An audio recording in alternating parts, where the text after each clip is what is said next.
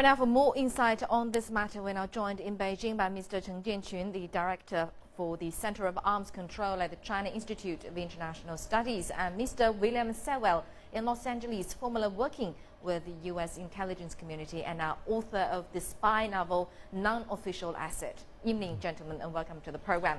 First of all, Mr. Sewell, from your point of view, what impact will this matter have on the international level, and how will it affect U.S. relations with other countries?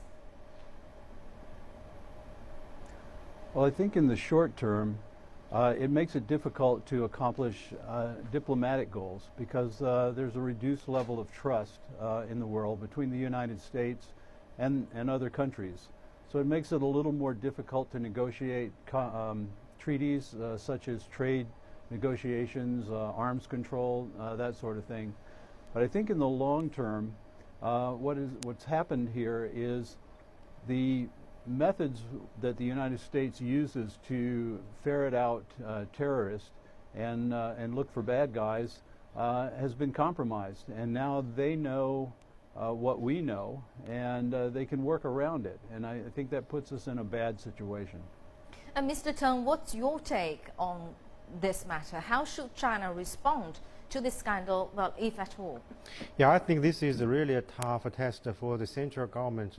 Though Hong Kong, the local government has some arrangement, by treaty to exchange the guy to the United States, but I think the central government, who in charge of the diplomatic and defense responsibility for Hong Kong, I think this time Chinese top leaders should have a very comprehensive consideration of this incident. I think China, as one of the largest victims of cyberspace attacks in recent years, always accused by the U.S.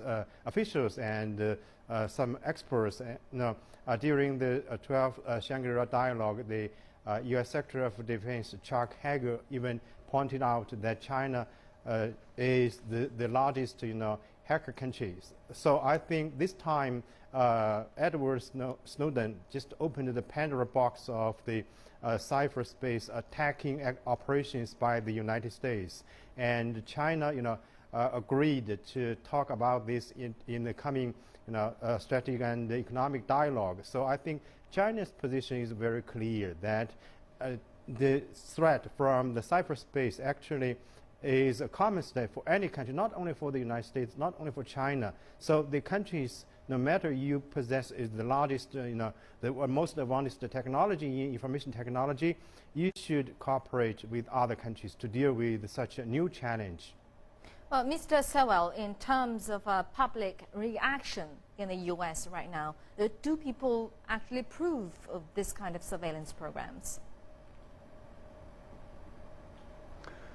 Well, as the poll showed, some people do approve, some people don't. Most of the country, I think, is undecided.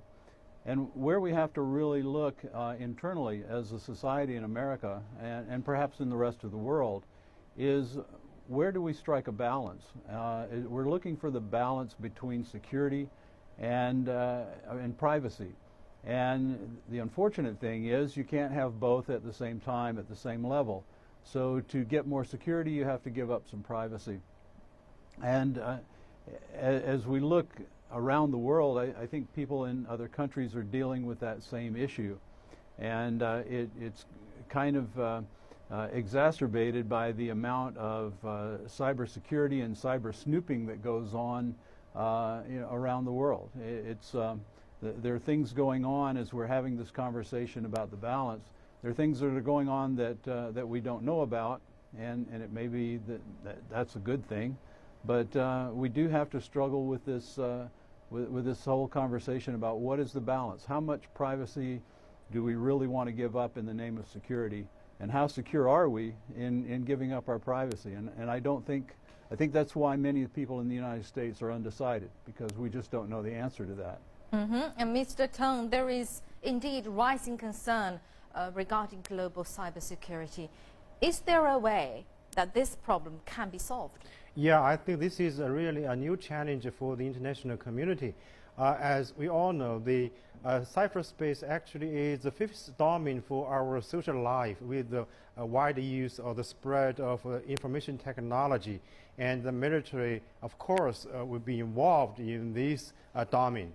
And in recent years, China, Russia, and some other countries put forward several proposals or drafts on the behavior or the code of conduct in cyberspace. But there are a big gap between China and the United States in defining the category of the activities in cyberspace. The United States has been insisting on the fighting against the criminals or criminal activities in cyberspace, but China would like to have more comprehensive consideration. For example, the sovereignty in cyberspace. I think the coming dialogue between China and the United States in this regard will give us a very good opportunity for the to reach the consensus or to find a common ground in discussing the challenges, in dealing with the challenges in cyberspace. Thank you very much indeed, Mr.